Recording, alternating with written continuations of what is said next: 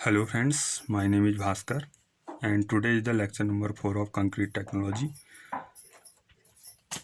So friends, आज हम aggregate की बात करेंगे इस फोर्थ लेक्चर में। और जिन लोगों ने अभी तक जो है कंक्रीट टेक्नोलॉजी से रिलेटेड जो पिछले 3 लेक्चर्स हैं वह नहीं देखें, प्लीज़ आप जो है जाके पहले उन्हें देखिए, कंक्रीट टेक्नोलॉजी के 3 लेक्चर, और उसके बाद जो है चौथे लेक्चर पर आइए।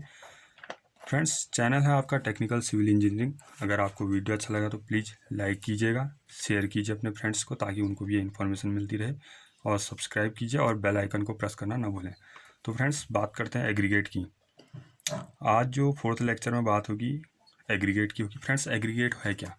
आप जानते हैं कि जो कंक्रीट टेक्नोलॉजी है, कंक्रीट टेक्नोलॉजी में 75 to 85% आपका जो है एग्रीगेट होता है, चाहे वह आपका फाइन एग्रीगेट हो या कोर्स एग्रीगेट हो।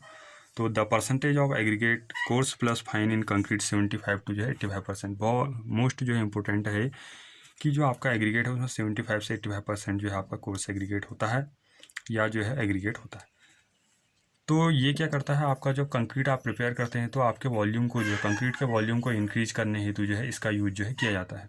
उसके बाद बात करते हैं स्टोन, यानी कि स्टोन एग्रीगेट और बेलास्ट। देखो, स्टोन अलग चीज़ है, जो एग्रीगेट और जो बेलास्ट है स्टोन से बनाया जाता है। यह जो है स्टोन से जो है इसके साइज जो है छोटा होता है एग्रीगेट और बेलास्ट का।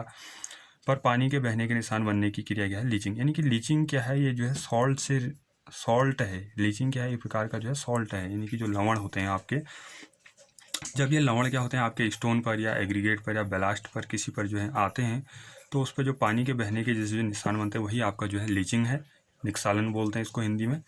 तो उसके बाद है फ्रेंड्स आपका जो है स्पेसिफिक ग्रेविटी ऑफ एग्रीगेट। जो आपका एग्रीगेट है, यानी कि जो आपका एग्रीगेट है मिलावा है, उसका स्पेसिफिक ग्रेविटी कितने के बीच जो है लाई करता है? ये 2.6 से 2.9 के बीच जो है लाई करता है। फ्रेंड्स, स्पेसिफिक ग्रेविटी होता क्या है? स्पेसिफिक ग्रेविटी क्या होता है फ्रेंड्स? अगर मैं कहूँ कि आपका कोई पदार्थ है, कोई मटेरियल है, उसका स्पेसिफिक ग्रेविटी आपका 2 है, यानी कि इसका मतलब यह है कि वह जल की अपेक्षा जो है 2 गुना भारी है, यानी कि जल की अपेक्षा जो है 2 गुना भारी है। तो स्पेसिफिक ग्रेविटी क्या होता है? स्पेसिफिक ग्रेविटी इक्वल टू जो है वेट ऑफ एग्रीगेट, यानी कि जो भी आपका मिला हुआ है उसका भार, अपॉन जो है weight of equal volume of water, जल का जो है समान आयतन, यानी कि जल के समान आयतन का भार। स्पेसिफिक ग्रेविटी इक्वल टू आपका जो है weight of aggregate upon weight of equal volume of water जो है होता है। अब जो आपका एग्रीगेट है फ्रेंड्स, नहीं, जो स्पेसिफिक ग्रेविटी है आपकी एग्रीगेट की, यह आपका जो है डिफरेंट मटेरियल्स के लिए डिफरेंट डिफरेंट होती है। अगर मैं स्टोन की बात करूँ तो स्टोन के केस में स्पेसिफिक ग्रेविटी जो है शुड भी जो है ग्रेटर देन 2.7, यानी कि should not be less than 2.7। 2.7 से जितनी भी होगी ज़्यादा ही होनी चाहिए। अगर किसी स्टोन की स्पेसिफिक ग्रेविटी अगर 2.7 से ज़्यादा है, यानी कि उतना हार्डर है, डेंस है, उसकी ड्यूरेबिलिटी उतनी ज़्यादा है, उस केस में क्या होगा, जो आपका स्टोन होगा वाटर एब्जॉर्प्शन भी कम से कम करेगा। 5% से ज़्यादा वाटर एब्जॉर्प्शन भी नहीं होना चाहिए, एक अगर गुड बिल्डिंग स्टोन की बात करें। और अगर एक गुड बिल्डिंग स्टोन की ये बात भी करें कि जो कंप्रेसिव स्ट्रेंथ होती है, the compressive strength of a good building stone should not be जो है less than should be more than जो है आपकी जो है 1000 kg पर सेंटीमीटर स्क्वायर, यानी कि इतना हार्डर हो, इतना डेंस हो, उसकी कंप्रेसिव स्ट्रेंथ 1000 kg पर सेंटीमीटर स्क्वायर से ज़्यादा हो। तो यहाँ पर हम एग्रीगेट की ही बात करते चलेंगे। तो जो स्पेसिफिक ग्रेविटी है यह आपका जो है यूनिटलेस है, इसकी कोई यूनिट नहीं होती है। और आप स्पेसिफिक ग्रेविटी को मेजर किसके द्वारा करेंगे? जो है स्पेसिफिक ग्रेविटी को आप मेजर करेंगे हाइड्रोमीटर के जरिए। जैसे अगर हम पिक्नोमीटर का यूज करते हैं सॉइल में जो वाटर कंटेंट निकालने के लिए, तो वहाँ भी हमें जो है स्पेसिफिक ग्रेविटी की जो है आवश्यकता होती है। सबसे ज़्यादा जो स्पेसिफिक ग्रेविटी होती है आपकी, जैसे मरकरी की लगभग जो है 13.6 की जो है बात होती है। ज़्यादा जो है डीप में जाते हुए जो है आगे बात करते हैं, क्योंकि लेक्चर काफ़ी लंबा हो जाएगा। उसके बाद जो है मिलावे के जो प्रमुख गुण हैं, यानी कि जो आपके एग्रीगेट हैं उनके मेन प्रॉपर्टीज़ क्या होती है। सबसे पहले फ्रेंड्स, जो आपका एग्रीगेट है उसका जो कंपोजिशन है, जो आपका एग्रीगेट है उसका कंपोजिशन, यानी कि उसका जो संगठन है, किस तरीके का संगठन है। दूसरा क्या है कि उसका जो पार्टिकल साइज है, पार्टिकल शेप क्या है। अगर आपका राउंडेड शेप है एग्रीगेट का तो वह बेस्ट है। क्यों? क्योंकि जो राउंडेड जो एग्रीगेट होता है उसका आप जो है कॉम्पैक्शन ईजिली कर सकते हैं, नंबर ऑफ वेट्स कम होते हैं कॉम्पैक्शन करने पर, आपको जो है ईजिली जो स्ट्रेंथ मिलती है वह जो है आपको हाई मिलती है, यानी कि उस केस में नंबर ऑफ वेट्स आपके कम से कम होते हैं। उसके बाद सरफेस टेक्सचर क्या है आपका, जिस स्टोन का आप यूज कर रहे हैं एग्रीगेट बनाने के लिए उसका सरफेस टेक्सचर कैसा होना चाहिए, उसका जो गठन है, सतही जो गठन है वह कैसा होना चाहिए, एकदम जो है होमोजेनियस। यानी कि कहने का मतलब है कि उसमें नंबर ऑफ वेट्स बहुत कम होने चाहिए, इतना हार्डर होना चाहिए वो, तो उसका जो है एग्रीगेट भी जो है हार्डर होगा। स्पेसिफिक ग्रेविटी की हमने बात कर दी, एग्रीगेट के लिए जो है 2.6 से 2.9 के बीच जो है होती है। यही चीज़ सॉइल के लिए 2.6 से होती है। वर्ड्स की बात करें तो नंबर ऑफ वर्ड्स अगर आपके जितने कम होंगे, अगर आपका सरफेस टेक्सचर अच्छा है तो वर्ड्स भी आपके जो है कम से कम होंगे, पोरोसिटी कम होगी, तो इस केस में आपका जो एग्रीगेट है वह हार्डर होगा, डेंस होगा, ड्यूरेबल होगा। बल्क डेंसिटी या यूनिट वेट अगर हम बात करें तो यह ज़्यादा से ज़्यादा होनी चाहिए। अगर स्पेसिफिक ग्रेविटी भी जो है अगर आपकी किसी एग्रीगेट की ज़्यादा होगी तो बल्क डेंसिटी या डेंसिटी भी आपकी ज़्यादा होगी, तो उस केस में उसकी स्ट्रेंथ जो है अधिक होगी। पोरोसिटी एंड वाटर एब्जॉर्प्शन की अगर हम बात करें तो क्या है, सरंध्रता और जल का जो है अवशोषण। पोरोसिटी अगर वर्ड से आपके अगर कम होंगे तो पोरोसिटी भी कम होगी, अगर पोरोसिटी कम है तो वाटर एब्जॉर्प्शन भी जो है कम होगा। जैसे हम बोलते हैं कि अ गुड बिल्डिंग स्टोन जो है शुड नॉट एब्जॉर्ब वाटर जो है मोर देन 5%, 5% से ज़्यादा वाटर एब्जॉर्ब नहीं करना चाहिए अगर कोई एक अच्छा भवन का पत्थर है। उसके बाद बात करते हैं bulking of sand. Bulking of sand क्या है, बालू का फूलना 4 to 5%, 5% लगभग होना चाहिए, इससे ज़्यादा जो है नहीं होना चाहिए। इससे क्या होता है कि अगर सैंड में आपके वॉइड्स नहीं, सॉइल अगर एग्रीगेट में आपके अगर वॉइड्स हैं तो उसकी बल्किंग ऑफ सैंड भी ज़्यादा होगी, वॉल्यूम बढ़ेगा उसका, तो ये चीज़ जो है नहीं होनी चाहिए एग्रीगेट में। डिलीटेरियस मटेरियल इन एग्रीगेट। एग्रीगेट की बात करें तो एग्रीगेट में जो भी हानिकारक जो पदार्थ हैं वह नहीं होने चाहिए। जैसे क्या है, कोई कोयले की मात्रा है, सेल है, कोई डस्ट धूल है, silt, clay, mica, salt. Salts में आपके सल्फेट और क्लोराइड के जो है एक्स्ट्रा ये आ गए। तो सल्फेट और क्लोराइड जो सॉल्ट्स होते हैं, ये लवण क्या करते हैं कि जल में जो है ये लीचिंग एक्शन जो होता है वह इसी प्रोसेस से होता है। सल्फेट और क्लोराइड अगर ये सॉल्ट से होते हैं तो इससे ही जो है लीचिंग प्रोसेस जो है होती है। एग्रीगेट में जो है लीचिंग इसी से जो है देखने को मिलता है। उसके बाद बात करते हैं क्रसिंग वैल्यू और जो है impact value, abrasion value, sound test. जो एग्रीगेट के लिए जो टेस्ट किए जाते हैं, मेन टेस्ट आपका जो है crushing value, impact value, abrasion value जो है रहता है। क्रसिंग वैल्यू आपका संदलन मान, इम्पैक्ट वैल्यू व आपका संघट मान, और एवरेजन वैल्यू जो है आपका यह है आपका जो है अवघर्षण मान। उसके बाद साउंड टेस्ट भी होता है। साउंड टेस्ट ज़्यादा जो है आपका विश्वसनीय नहीं है, ज़्यादा जो है इस पर बिलीव नहीं किया था। मेन टेस्ट आपके जो है क्रसिंग वैल्यू है, इम्पैक्ट वैल्यू और जो है एवरेजन वैल्यू है। सबसे पहले बात करते हैं फ्रेंड्स टेस्ट ऑफ एग्रीगेट में क्रसिंग वैल्यू ऑफ एग्रीगेट। मिलावा जो है जो एग्रीगेट है उसका संतुलन मान निकालते हैं। संतुलन मान क्या है कि जब हम एग्रीगेट को यूज करें तो हमारे पास एग्रीगेट ऐसा होना चाहिए हार्डर, डेंस, ड्यूरेबल, ताकि अगर इसके ऊपर लोड आए तो क्या हो, या पाउडर फॉर्म जो है पाउडर फॉर्म में जो है टूटे ना। यही इसकी जो है क्रसिंग वैल्यू है, संतुलन मान। तो ये इंडियन स्टैंडर्ड है 2386 पार्ट 4 1963 के अंतर्गत जो है किया जाता है। अब होता क्या है फ्रेंड्स, इसमें क्या होता है कि एक जो एपरेटस यूज किया जाता है इस तरीके का, इसमें बेस प्लेट है और जो है इसमें एक सिलेंड्रिकल मोल्ड इस तरीके से जो है प्रयोग किया जाता है, और ऊपर से इसमें क्या है, प्लंजर है। प्लंजर के ऊपर से जो है जो भी लोड एक्ट किया जाता है इसके ऊपर किया जाता है। अभी सिलेंड्रिकल मोल्ड का जो अंदर जो इनर जो इसका डाया है 15 सेंटीमीटर डाया है, और जो इसकी हाइट है 13 to 14 सेंटीमीटर होती है। तो फ्रेंड्स होता क्या है, इस टेस्ट को स्टार्ट करने से पहले सबसे पहले क्या किया जाता है कि आपका जो इंडियन जो भी आपका एग्रीगेट है जिसका आप टेस्ट कर रहे हैं, उस एग्रीगेट को पहले सबसे पहले जो है इंडियन स्टैंडर्ड सीयू की 12.5 mm की सीयू से जो है उसको छाना जाता है। जो पार्टिकल 12.5 mm की सीयू से पास हो जाते हैं और 10 mm की इंडियन स्टैंडर्ड सीयू पर जो है रिटेन हो जाते हैं, यानी कि इस पर रुक जाते हैं, उस एग्रीगेट को ही जो है इस टेस्ट के लिए जो है यूज किया जाता है। अब उसके बाद क्या करते हैं, हम जो है 2 सैंपल्स लेते हैं, यानी कि 2 सैंपल लेते हैं एग्रीगेट के हम 2 सैंपल लेते हैं।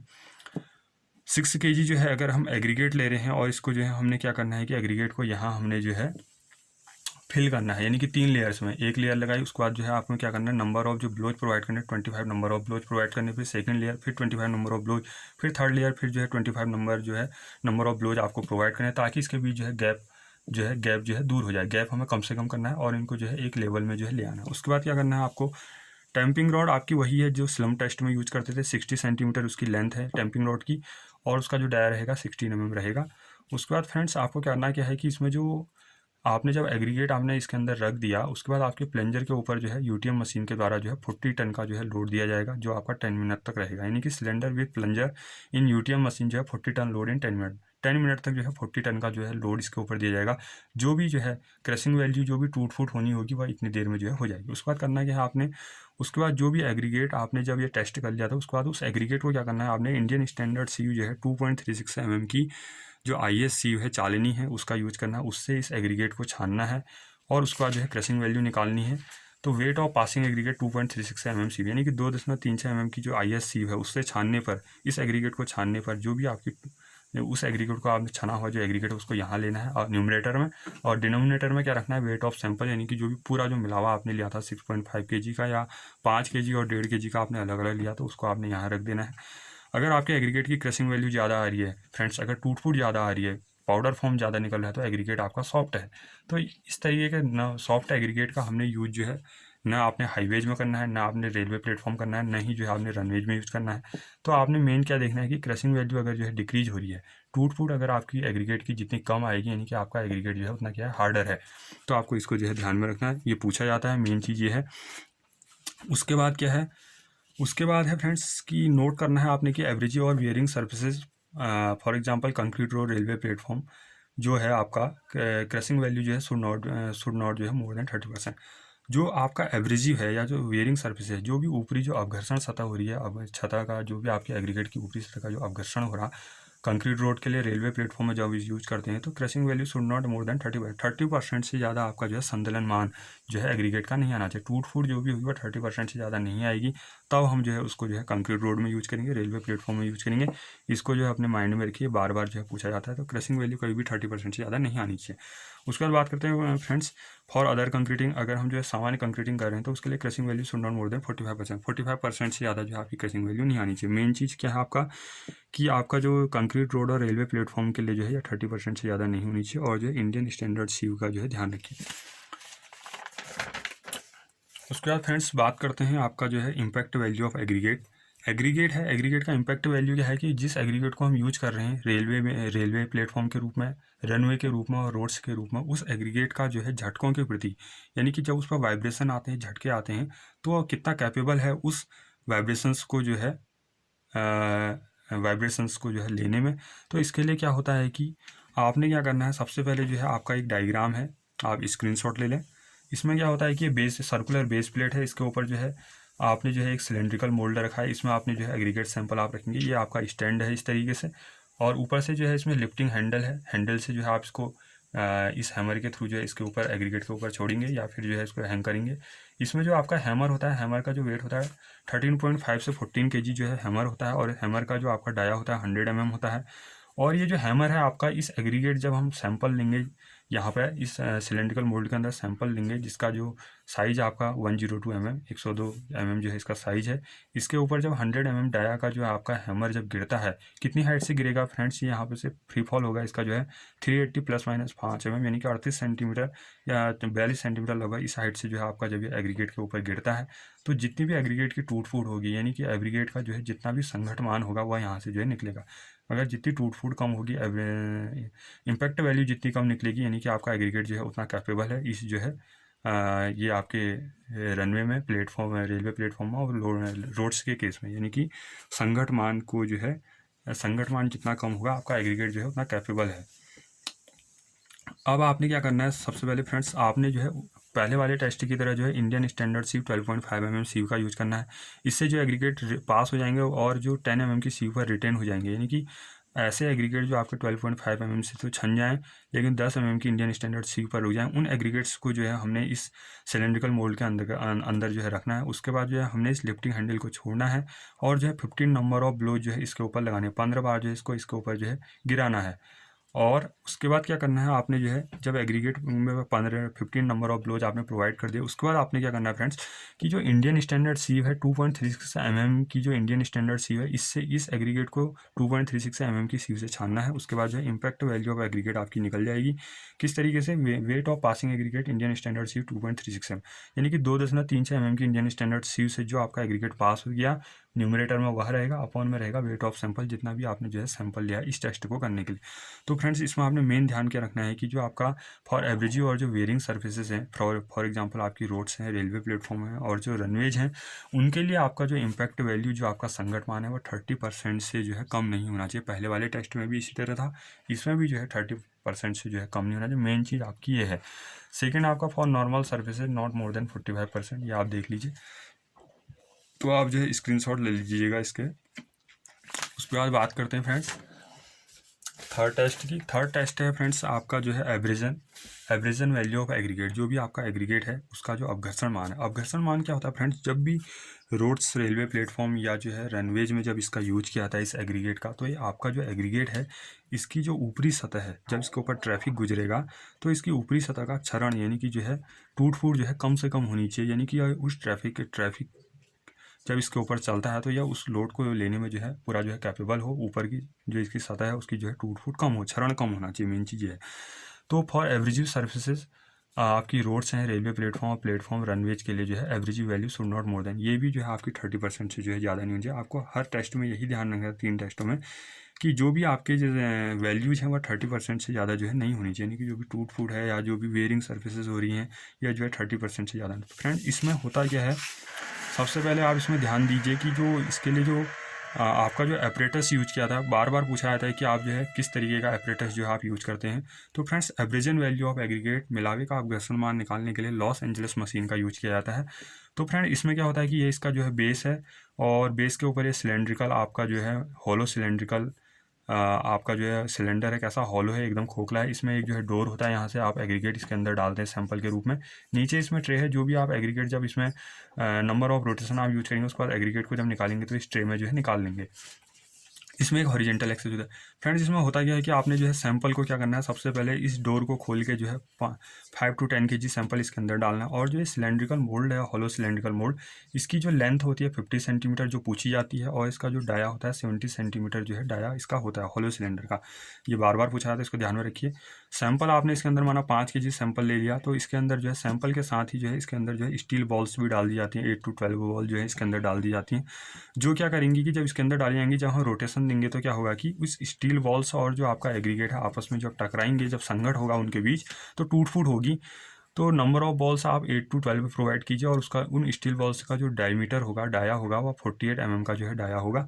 आपने जो रोटेशन पर मिनट देना है, यानी कि RPM कितने रोटेशन पर मिनट देने, 1 मिनट में आपने जो है लगभग 30 से 33 बार जो है इस हॉलो सिलेंडर को जो है घुमाना है, रोटेट करना है, और जितनी भी टूट फूट होगी वो आपकी निकल जाएगी। उसके बाद जो है आपने क्या करना है कि जो भी आपका इस डोर को ओपन कीजिए, उसके बाद ट्रे में सैंपल को निकाल लीजिए, और उसके बाद जो है इंडियन स्टैंडर्ड C 1.7 mm से जो है उस एग्रीगेट को जो है आप छान लीजिए, जितनी भी टूट फूट होगी वो निकल जाएगी। आपने क्या करना है कि एवरेजन वैल्यू निकालने के लिए एग्रीगेट की वेट ऑफ पासिंग एग्रीगेट, जो एग्रीगेट जो आपका यहाँ से निकला अभी, उसको 1.7 mm से आपने क्या करना है, उसका C एनालिसिस करना है, उसको छानना है।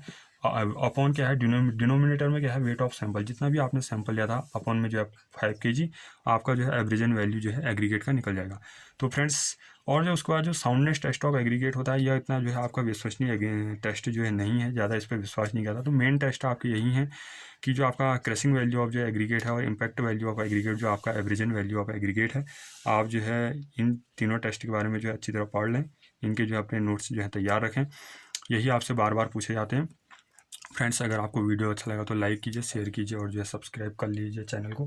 फ्रेंड्स 2 लाइनों के साथ मैं वाइंड अप करूँगा कि फ्रेंड्स जो जीतने वाला होता है वह आने वाले कल को देखता है, और हारने वाला जो है बीते कल को देखता है। तो फ्रेंड्स अगर आपने जीतना है, अगर आपके अंदर जीतने का जुनून है, तो आने वाले कल को देखिए, जो बीत गया है बीत गया है, आगे जो है प्रैक्टिस कीजिए, क्योंकि हारने वाला जो होता है वो पीछे कल को देखता है। तो आपने कल नहीं देखना, आने वाला कल देखना है। तो फ्रेंड्स ठीक है, थैंक यू फॉर वॉचिंग।